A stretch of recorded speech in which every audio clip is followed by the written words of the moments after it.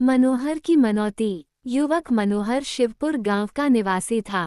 उसके बचपन में ही नाव की एक दुर्घटना में उसके माँ बाप मर गए। उसकी नानी ने उसे पाला पोसा और बड़ा किया। उसकी पढ़ाई में अभिरुचि नहीं थी, इसलिए वह कुछ खास पढ़ नहीं पाया। मेहनत करने से दूर भागता था। नानी का खिलाया खाता था और बरामदे के एक कोने में खाट पर लेटा रहता था। नानी का विचार था, थोड़ा और बड़ा हो जाएगा तो गांव के किसी धनी के यहाँ नौकरी कर लेगा। वह 18 साल का हो गया, पर सुस्ती ने उसे नहीं छोड़ा। उम्र जैसी जैसी बढ़ती गई, नानी को कम दिखाई देने लगा। पहले की तरह वह चरखा भी चला नहीं पा रही थी। इससे आमदनी कम हो गई। तो फिर क्या खाएं, कहाँ से खाएं? नानी की इस दुस्थिति को देखकर ग्रामीणों ने मनोहर को खूब डांटा। किसी के यहाँ उसे नौकरी करने के लिए कहा, पर उसकी समझ में नहीं आया कि क्या करूं। लकड़ी काटना, खेतों में हल चलाना, बागों में काम करना आदि से वह दूर भागता था। उनका नाम सुनते ही भय से उसका दिल धड़कने लगता था। मनोहर अब सोचने लगा कि बिना मेहनत किए कमाने के क्या क्या रास्ते हैं। आखिर उसे लगा कि चोरी ही एकमात्र रास्ता है।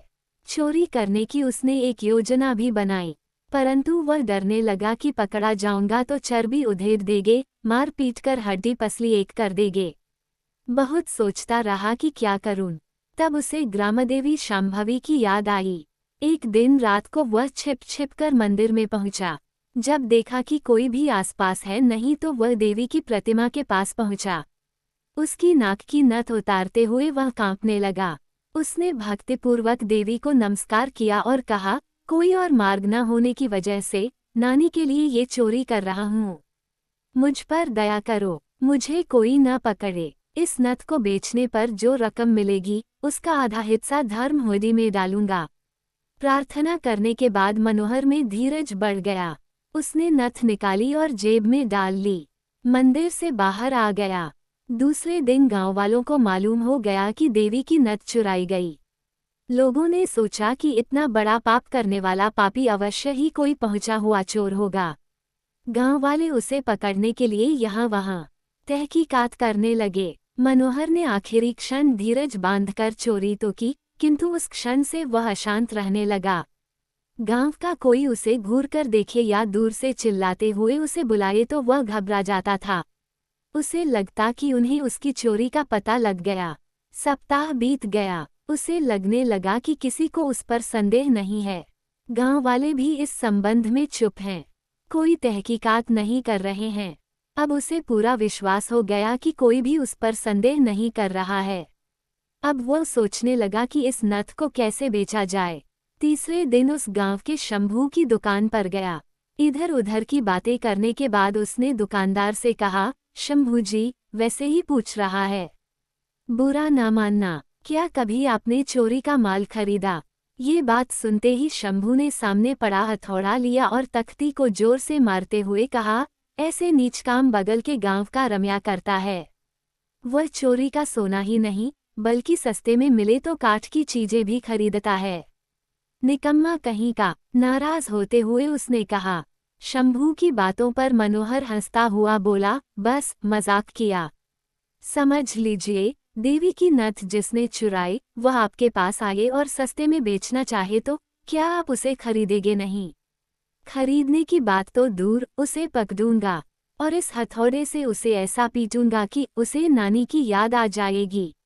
उसे तुरंत पुलिस के सुपुर्द करूंगा। शंभू को क्या एरा गैरा समझ रखा है।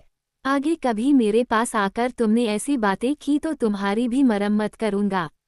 हथौड़े को दुकान के एक कोने में फेंकते हुए उसने कहा। मनोहर उसे देखते हुए डर गया और हड़बड़ाते हुए बोला, पहले ही बोल दिया न, ये तो सिर्फ मजाक था। कौन नहीं जानता आपकी ईमानदारी। बुरा ना मानना, कहकर वह वहां से चला गया। दूसरे दिन देवी की नथ रम्या को बेचने निकला। रास्ते में उसकी मुलाकात वीर नामक एक पुलिस वाले से हुई।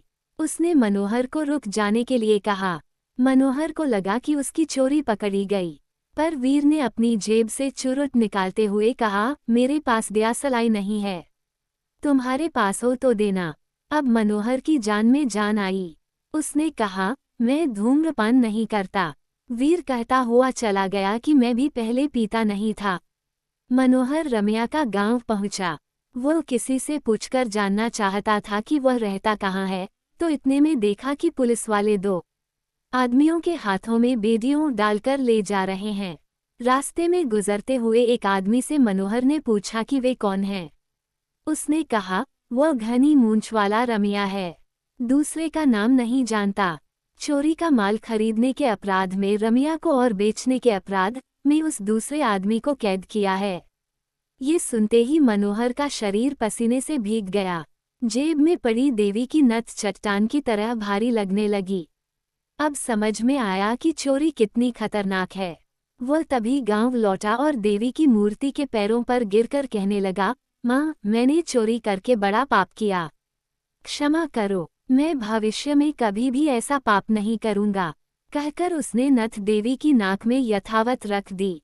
अब मनोहर का मन शांत हो गया। जब वह रात को आराम से सो रहा था, तब उसमें एक संदेह जगा। उसने देवी को वचन दिया था कि अगर वह पकड़ा न जाए तो नथ को बेचने पर प्राप्त होने वाली रकम का आधा हिस्सा धर्महुंडी में डालूंगा। देवी की उस पर दया थी, इसलिए वह पकड़ा नहीं गया। उसे अपनी करनी पर पश्चाताप हुआ, इसीलिए उसने नथ लौटा दी।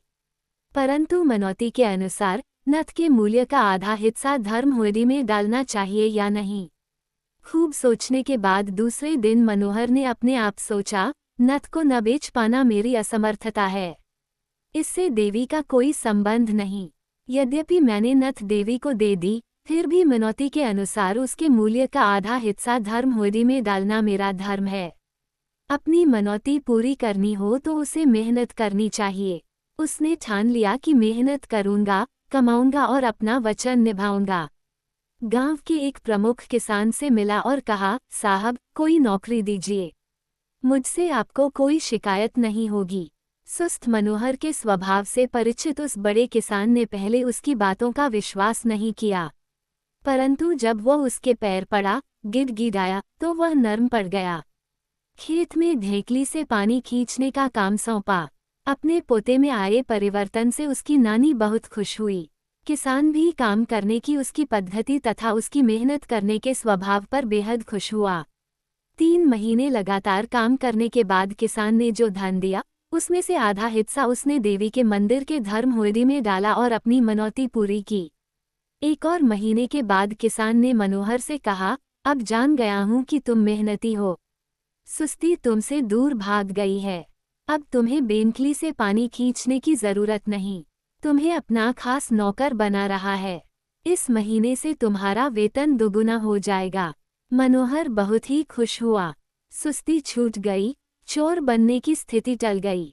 किसान उसके स्वभाव की भरपूर प्रशंसा कर रहा है। उसे लगा कि यह सब उस देवी की कृपा है। मन ही मन उसने देवी को कृतज्ञता जताई और भक्ति श्रद्धापूर्वक उसे नमस्कार किया।